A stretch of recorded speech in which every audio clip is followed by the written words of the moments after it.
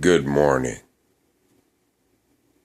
Now, the big conspiracy is there is no conspiracy. Consider this.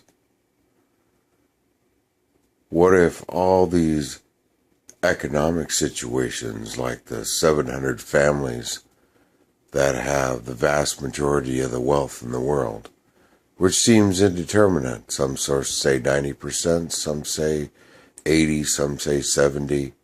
It doesn't matter. You have a small group of individuals compared to the rest of the world that have most of the wealth. I don't think this is a conspiracy. I'm pretty sure it's a business plan for them to maintain their wealth and to increase it.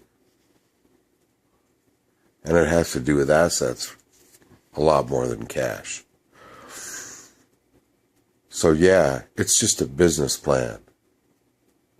And if you don't fit into the business plan, like most of us don't, it doesn't matter to the people affecting the plan, putting it in place.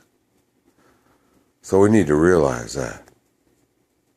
The other thing we need to realize is that our elected officials are in the pockets of the minions of the families. And that also is not a conspiracy. It's a business plan. So if we really want to do something, we want to tell the courts to redistrict. And we want to get people who don't have a selfish motive in our representation. And we want to make sure that we're represented by people who love the people and don't serve the special interests. That's what we must do. This is the shape and the course of our activism. And our activism must also concern breaking up the big banks and replacing them with the smaller entities like the financial co-ops that can happen with credit unions. That's right, we need to do that as well. And most of all, each one of us needs to look in the mirror and love that person in the mirror as though we were looking in from the outside and loving a person perfectly.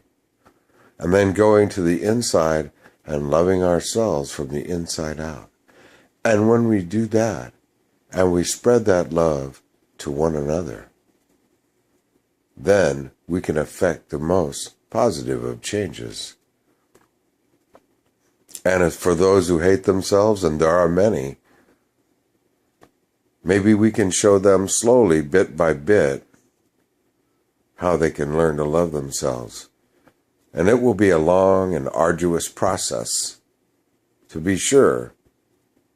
Maybe sometimes we can do it more quickly and reframe them into a different reality.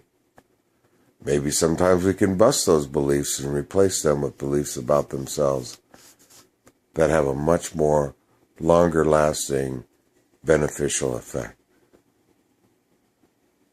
And so in the end, our compassion must root in the person we see in the mirror. And so when you go to bed at night, tell that person, tell yourself,